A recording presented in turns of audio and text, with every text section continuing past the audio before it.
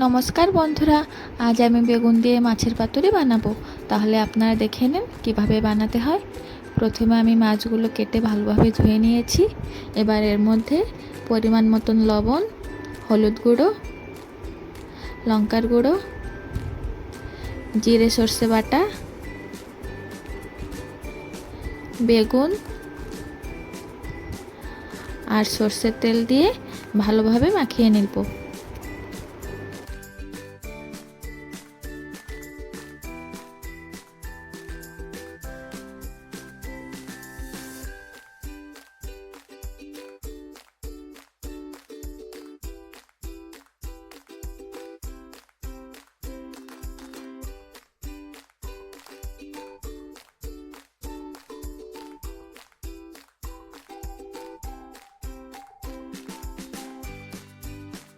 সর্ষের তেল একটু বেশি করে দেবেন, তাহলে মাছ পাতুরিটা খেতে ভালো লাগবে।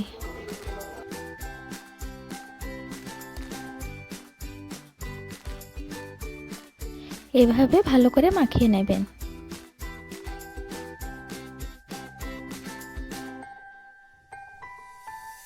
একটা কলা পাতায় একটু সর্ষের তেল দিয়ে ভালোভাবে মাখিয়ে নিচ্ছি।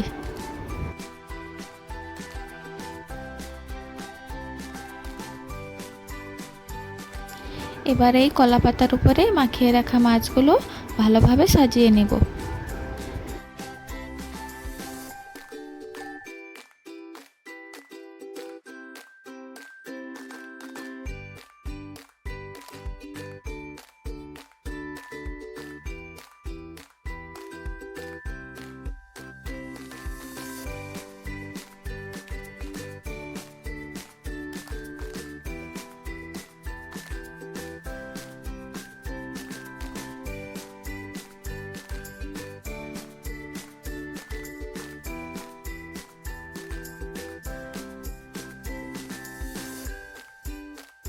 আপনারা এভাবে ভালো করে সাজিয়ে নেবেন।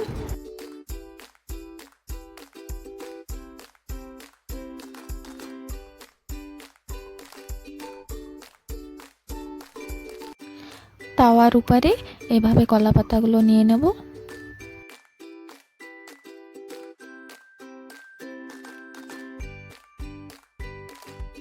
মাছের পাতুরি বানাতে হলে আপনারা অবশ্যই এভাবে নিচে কলা পাতা রেখে তার উপরে সাজিয়ে রাখা মাছগুলো দিয়ে দেবেন।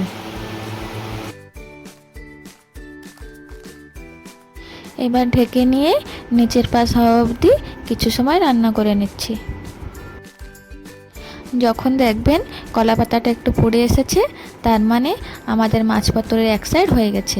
এবার এটা একটা প্লেটে তুলে নিচ্ছি।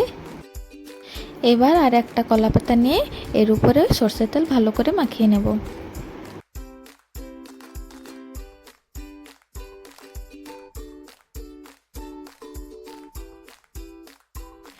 এরকমভাবে তেল মাখিয়ে রাখা কলা পাতাটা ঢেকে দিয়ে একটা প্লেট চাপা দিয়ে আর এক পাশ উল্টিয়ে নেব।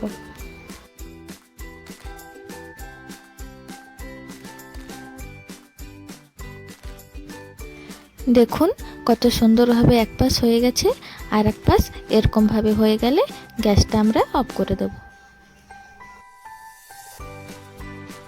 এবার আমাদের মাছ পাতুরিটা রেডি হয়ে গেছে।